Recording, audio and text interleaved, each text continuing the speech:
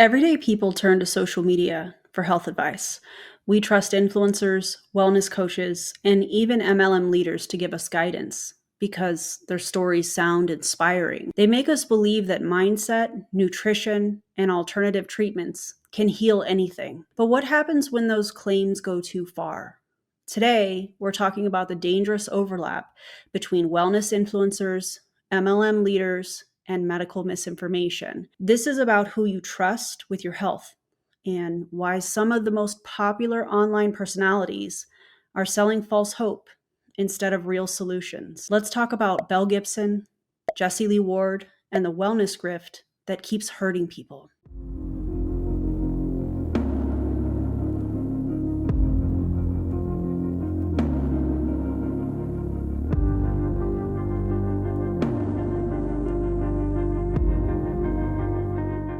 Social media has turned influencers into self-appointed health experts, even when they have no medical background. From manifesting your way to good health to superfood cures that supposedly beat chronic illness or chronic disease, the wellness industry thrives on personal stories. And here's the problem. Personal stories are not science. Some of these influencers truly believe what they're saying, and others, in my opinion, they know exactly what they're doing, and they're making millions off of it. And that brings us to two of the most extreme examples of wellness misinformation, in my opinion. Belle Gibson, who faked terminal brain cancer to sell books and a wellness app. Jessie Lee Ward, an MLM leader who, despite actually having cancer, spent her final months rejecting medical treatment in favor of bogus wellness hacks. Let's start with Belle Gibson. In 2013, Belle Gibson was one of the biggest names in wellness. She claimed she had terminal brain cancer, that doctors gave her months to live, and that she had cured herself, not with chemotherapy or radiation, but with natural treatments. And people actually believed her. She built a massive following, leading to a best-selling book, a top-ranked health and wellness app with recipes and things of that nature, a lucrative social media brand, but there was just one major problem. Belle Gibson never had cancer. She made it all up. And what's worse, she profited off real cancer patients by convincing them that they didn't need modern medicine. They didn't need evidence-based medicine. Let's talk about how Belle claimed that she cured her cancer. Belle Gibson claimed she healed herself with a number of things, but let's get real specific with it. The Gerson Therapy. This is the same juicing and coffee enema treatment Jessie Lee Ward later promoted. Oxygen therapy. Sitting in high oxygen environments, believing it would kill cancer cells. Herbal medicine and essential oils. Taking unproven natural remedies instead of traditional treatments. Mindset and energy healing. Claiming that thoughts and emotions could control disease. She told people that Big Pharma didn't want them to know the truth. She convinced people that they could cure their cancer naturally, just like she did, allegedly. Except she didn't, because she never had cancer in the first place. This is where the truth starts to unravel. For years, Belle's story went unquestioned. Then in 2015, journalists started to ask for proof. Where were her medical records? Where were the doctors who treated her? That's where her lies started falling apart. First, she changed her story, saying she was misdiagnosed. Then she claimed it was a mix-up. And finally, she refused to answer questions altogether. She was exposed as a complete fraud. Her book deal was canceled. Her app was removed from stores. She was fined $410,000 for misleading consumers, which I think is getting off light considering the weight of her actions. But by that time, the damage was already done. The real cost are the people that Belle Gibson harmed. Belle Gibson didn't just steal money. She stole hope from real cancer patients. People stopped their chemotherapy because they believed in her story. Some wasted thousands on Gerson therapy and detox treatments. Some even died because they thought they could cure their cancer naturally. Belle didn't just sell a fraudulent wellness brand. She sold false hope to people in their darkest days. And even after she was exposed, she refused to take responsibility. This is what happens when social media wellness influencers are given blind trust from their audience. And while Belle Gibson was an outright fraud, Jessie Lee Ward's story is a different kind of tragedy because Jessie Lee really did have cancer, but she still became one of the biggest spreaders, in my opinion,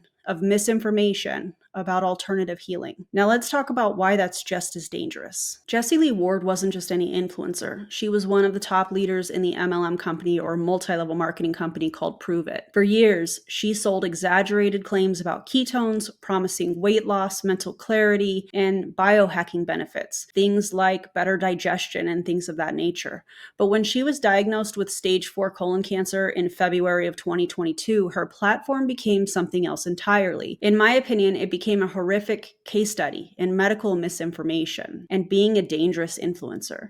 She completely rejected chemotherapy and chose alternative treatments instead. Let's break down everything she did instead of getting actual evidence-based medical care. I think some of this might sound kind of familiar. Hyperbaric oxygen therapy, sitting in a high-pressure oxygen chamber under the belief that flooding the body with oxygen would kill cancer cells. Spoiler, it didn't work. Ozone therapy, injecting ozone gas into the body to supposedly detox cancer cells. There's no scientific proof that this works in the treatment of cancer. IV vitamin C therapy, a natural chemo claim that has no scientific proof of effectiveness against cancer. Light therapy in Malibu, a luxury clinic owned by Denise Richards' ex-husband named Aaron Pfeifers that promotes light therapy as a cancer cure. No legitimate evidence supports this. And he's now being sued after a client passed away from cancer that he allegedly claimed his treatments would cure. Juicing and coffee enemas,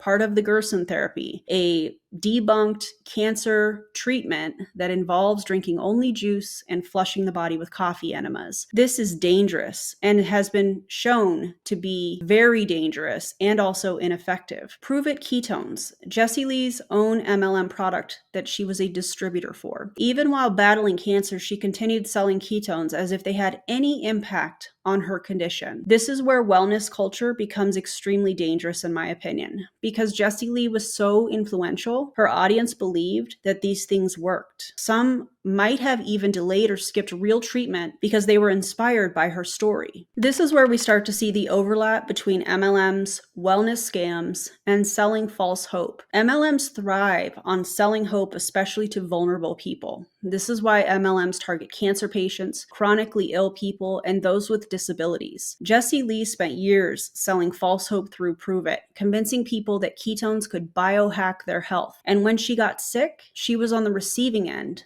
of the same tactics that, in my opinion, she used against other people and many people in multi-level marketing companies use against vulnerable communities. She was just as much of a victim in all of this as she was a perpetrator. And that is what makes a lot of this really complicated. MLM reps bombarded her with miracle cure products. Things like ASEA, I'm not sure if I'm saying that right. They call it redox signaling water, which is essentially just salt water. And I remember Jessie Lee saying on one of her lives that it tasted like bleach. Kangen water, alkaline water, and it does not change the body's pH or fight cancer. Frankincense essential oil. There are no scientific studies that show that using this will shrink tumors. Jessie Lee believed in these treatments. She believed they were helping, but in the end, she still lost her battle with cancer and left a wave of confused people that thought her natural treatments were working and that she was actually getting better. Let's talk about the financial cost. These treatments aren't just ineffective, they're wildly expensive. For Jessie Lee, this wasn't just about taking vitamin C drips from a local IV bar. She spent hundreds of thousands of dollars on things like a hyperbaric chamber, ozone therapy, light therapy at that luxury Malibu clinic that I mentioned previously, IV infusions multiple times per week, endless supplements, juices, and detox regimens. Not everybody has the financial ability to pay for these things, but I think we also need to pay attention to these are not evidence-based treatment that have been shown to treat or cure cancer. Many alternative treatments cost $10,000 to $50,000 per round. Some cancer patients lose their life savings chasing wellness scams because they're told they have no other choice. This is the real cost of misinformation. It doesn't just take your health, it takes your financial future. One of the most damaging parts of Jessie Lee Ward's message was her grind through it mentality. She told her followers, I'm out here beating cancer with my mindset. Essentially, chemo is poison, even referred to oncologists as chemo pimps. She claimed that she was healing herself naturally. She claimed that she was thriving, not just surviving. Toxic positivity can be deadly. By pushing the idea that mindset is more important than medical care, Jessie Lee encouraged others to also reject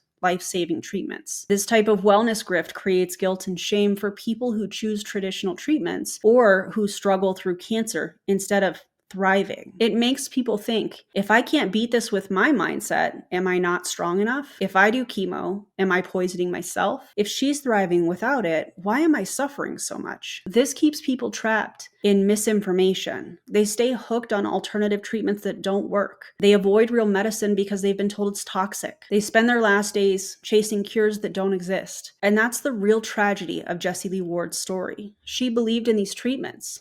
She believed they were helping her, but in the end, they didn't. Let's talk about why this matters. This is so much bigger than Belle Gibson and Jessie Lee Ward. MLMs unfortunately will continue to target the sick and the desperate. Wellness scams will unfortunately keep convincing people to drain their savings on false hope. Influencers, unfortunately, will still push misinformation in the name of natural healing. And that's why we have to talk about this. That's why I wanted to make this video. As soon as I started watching apple cider vinegar on Netflix, the parallels were so loud to me. So if you take anything from this video, let it be this. Medical misinformation harms people permanently, can harm people permanently. Be skeptical of anyone selling a miracle cure. Ask yourself, are they profiting from this advice? Trust medical experts, not social media influencers, because your life is worth far more than an MLM pitch. Be careful who you trust with your health. Stay skeptical and don't get scammed.